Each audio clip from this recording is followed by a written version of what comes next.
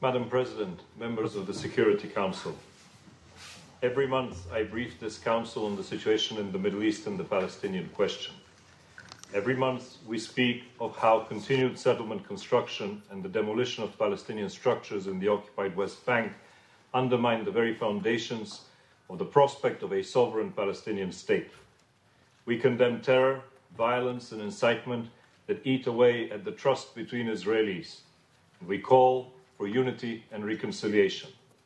Every month we appeal to political leaders on both sides to find their way back to the table for negotiations, to reverse the negative trends on the ground and to restore hope that it is through peaceful negotiations, not violence, that both Israelis and Palestinians will be able to live side by side, masters of their own fate. Day after day, however, we see the situation on the ground slipping in a different direction. We see it sliding into a one-state reality of perpetual occupation and violence that does not serve peace. We see the international consensus on how to resolve the Palestinian-Israeli conflict being challenged. Yet we all understand that without a negotiated resolution based on the final status issues, as they have been defined by Israelis and Palestinians themselves, there can be no sustainable peace that realizes the national, historic, and religious aspirations of both peoples. It is our shared responsibility to restore that prospect, to facilitate negotiations, to help the weaker party, to insulate the process from radicals and extremists, and to show results.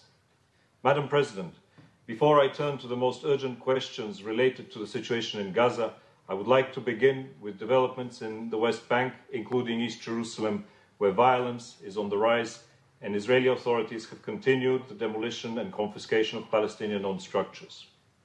According to OCHA, 39 structures were demolished or seized in the West Bank, including 5 in East Jerusalem, displacing some 33 people and affecting the livelihoods of over 100 others. 34 of the targeted structures were in Area C, including 5 installed in solidarity with Khan al-Ahmar Abu al-Khenu, the Bedouin community at imminent risk of demolition and displacement. On the 23rd of September, the Israeli authorities requested the residents of Khan al-Ahmar Abu al-Khenu to self-demolish their homes by the 1st of October or face demolition by the authorities in line with the 5th September final ruling of the Israeli High Court. On October the 8th, the authorities extended the validity of land requisition orders for roadworks to enable the demolition. The community was given 1 week to object to the order. Khan al-Ahmar is among the 18 communities located in or adjacent to the controversial E1 area where plans for new settlement construction would create a continuous build-up area between Ma'ale Adumim and East Jerusalem, undermining the contiguity of a future Palestinian state. The UN humanitarian coordinator, along with the European Union, France, Germany, Italy, Spain, the UK, the Arab League and others, have called on Israel not to go ahead with its plan to demolish the village. I once again join this call to cease demolitions and other measures that run contrary to Israel's obligations under international law. All structures lacking permits from the Israeli authorities in Area C and East Jerusalem, which are nearly impossible for Palestinians to obtain, are potentially subject to demolition. And while the rate of demolitions has declined since the beginning of 2017, over 13,000 demolition orders are pending against structures in Area C, 3/4 of which are on private Palestinian land. Meanwhile, on the 14th of October, the Israeli government reportedly approved the allocation of $6 billion for advancing the construction of 31 housing units in the Jewish settlement in Hebron, which would be the first new construction there in 16 years. I reiterate the long-standing United Nations position that all settlement activities are illegal under international law and an obstacle to peace. Madam President, violent incidents also continued in the West Bank, including East Jerusalem. Among these, on the 7th of October, an Israeli man and woman were shot dead by a Palestinian man in the Barakan industrial area in the West Bank. The assailant fled the scene, and the Israeli security forces are currently carrying out a widespread search operation in the area. On October 12th, a Palestinian woman was killed near a checkpoint south of Nablus, injured by stones allegedly thrown by Israeli assailants. I extend my condolences to the bereaved families. Such incidents must be condemned in the strongest of terms, and I call on everyone to stand up to violence and condemn terror.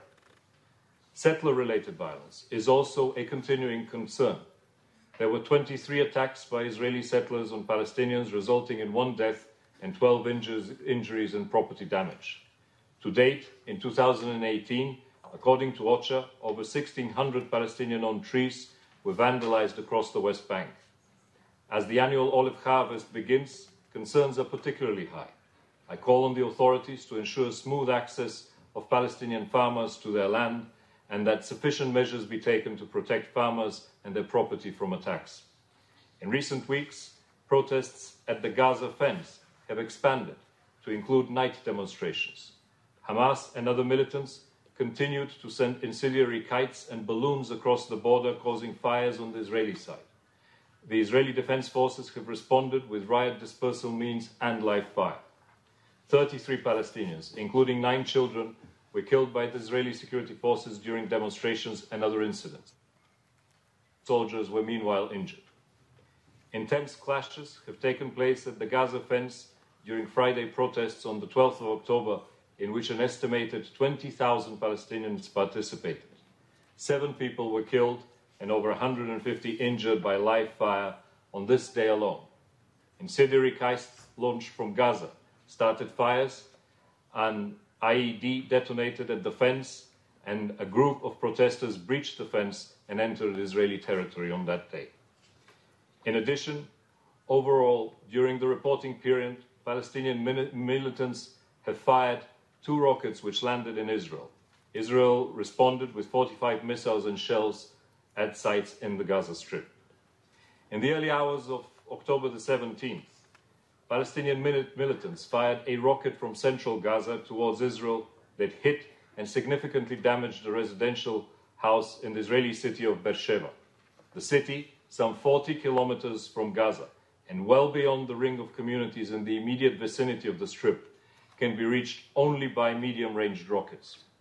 After the 9th of August Grad rocket that landed in the outskirts of Be'er Sheva, this was the second projectile to reach such a distance since the 2014 conflict.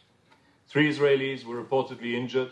A second rocket landed in the sea southwest of Tel Aviv. The Israeli Air Force responded with a series of airstrikes, firing at several locations, most of them identified as military sites around Gaza. 1 Palestinian militant was killed and at least 2 injured in a strike on a group that was in the process of launching rockets. On October 11th, the Israeli Defense Forces announced that they had destroyed another tunnel extending from near the city of Khan Yunis in Gaza, some 200 meters into Israel's territory. In response to violence at the fence, for the 3rd time since March, on 7th of October, Israel reduced the permissible fishing area off the Gaza coast from 9 miles to 6 nautical miles. And again, on the 17th of October, following the rocket attack on Be'er Sheva, Israel further reduced the fishing zone to 3 nautical miles and closed all crossings between Israel and Gaza. Madam President, I brief you today as we enter a pivotal phase in Egyptian-led efforts to overcome intra-Palestinian divisions. I would like to convey 2 very clear messages to this Council. First is that the situation in Gaza is imploding. This is not a hyperbole. This is not alarmism. It is reality. The World Bank recently warned that the Gaza economy is in freefall, with an official unemployment rate of 53% and over 70% among the Palestinian youth. Every second person in Gaza now lives below the poverty line. All key indicators, humanitarian, economic, security, and political, continue to deteriorate. We remain on the brink of another potentially devastating conflict, a conflict that nobody claims to want, but a conflict that needs much more than just words to be prevented. As I have outlined in detail in recent months, the United Nations and its partners have engaged in response to requests from several UN Security Council members in an extraordinary effort to stabilize the situation in Gaza and prevent escalation. We have done so in full coordination with Egypt and in full transparency both with Israel and the Palestinian Authority. The effort is aimed at avoiding war and facilitating a return to the informal understandings reached in 2014 to maintain calm. This will not only alleviate the suffering of 2 million Palestinians, but will give political leaders time to achieve progress in reconciliation. Since the beginning of this process, the UN has firmly held that we need to make every effort to return Gaza to the control of the legitimate Palestinian government. But let me assure this Council that barring substantial steps to reverse the current course, this precarious sense of calm is doomed to give way under the mounting pressure. It is already beginning to fray. Recent days have seen tensions and violent confrontations rising again. This should be of great concern to all of us. The gravity of the situation compels us to take decisive action. The latest rockets that were fired from Gaza towards Be'er Sheva are a dangerous escalation of the situation. Unfortunately, they also fit a pattern of provocations that seeks to bring Israel and Gaza into another deadly conflict. It is our responsibility to do everything possible to avoid that outcome. I'm afraid that there is no more time for words. Now is the time for action, and we must see very clear actions on all sides that de-escalate the situation. Otherwise, the consequences will be terrible for everyone. Madam President, my second key message is cautiously more optimistic. There is a growing consensus and determination among key international and regional partners on moving forward to defuse the powder keg that Gaza is.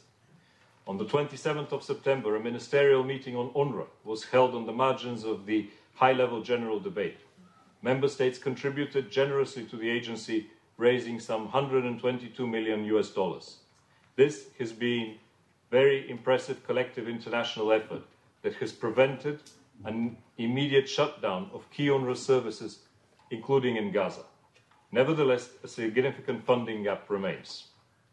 Meanwhile, on the 27th of September as well, the Ad Hoc Liaison Committee agreed on the implementation of an urgent set of humanitarian projects in Gaza.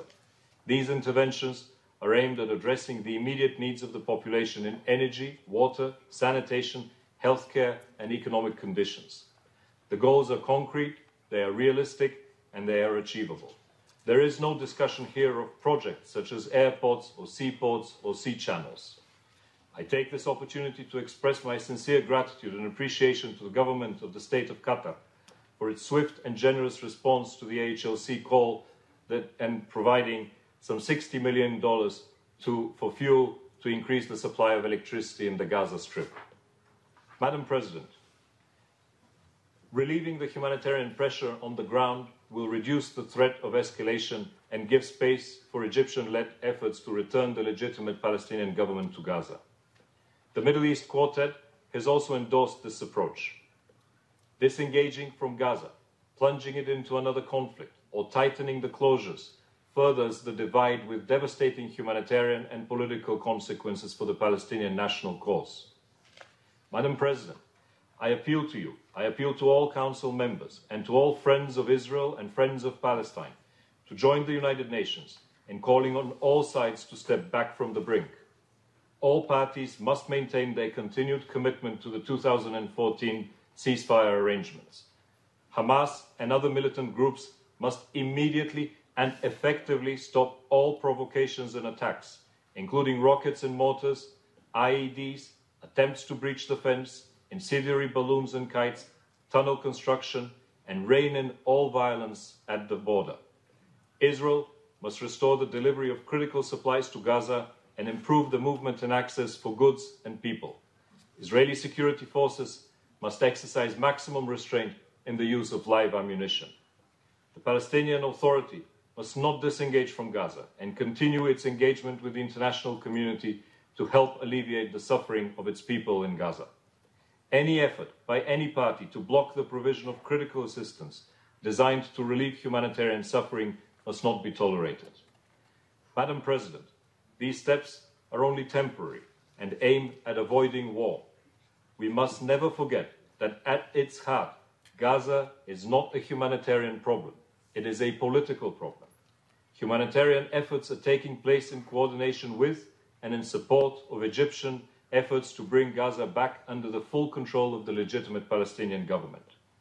The government's return to Gaza and the lifting of the suffocating movement and access restrictions are necessary for addressing the humanitarian, the economic needs of the population in a sustainable manner, but also addressing the very important political challenges ahead.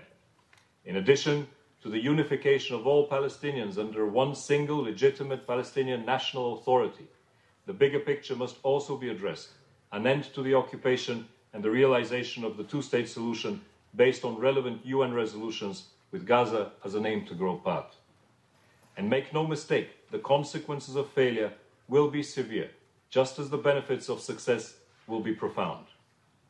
Madam President, briefly turning to Lebanon, the country has entered its 5th month without a government. Prime Minister-designate Hariri continues consultations for an agreement on national unity government. I hope that political stakeholders will soon overcome their differences and provide Lebanon with a new government that can deliver on its commitments vis-à-vis its citizens and the international community. While the situation in South Lebanon and along the Blue Line remained calm, the rhetoric between Israel and Lebanon underpins risks of miscalculation. It is essential that the parties refrain from provocative action and renew their commitment to Resolution 1701 in word and in deed. Furthermore, I call on Lebanese authorities to complete the investigation into the 4th of August attack on a UNIFIL patrol. Turning also to the situation on the Golan, military conflict on the Bravo side ceased in late July, with the Syrian government regaining control of parts of the area of separation that had previously been under the control of various non-state armed opposition groups. In recent weeks, low levels of military activity have been observed in the areas of separation and limitation on the Bravo side. UNDOF has assessed that it has been due to controlled detonations of explosive ordnance as part of the clearance by Syrian security forces. I personally visited UNDOF facilities in the Israeli-occupied Golan on the 4th of October and was encouraged with the progress made in implementing the phased UNDOF plan for the continued return of forces to the Bravo site.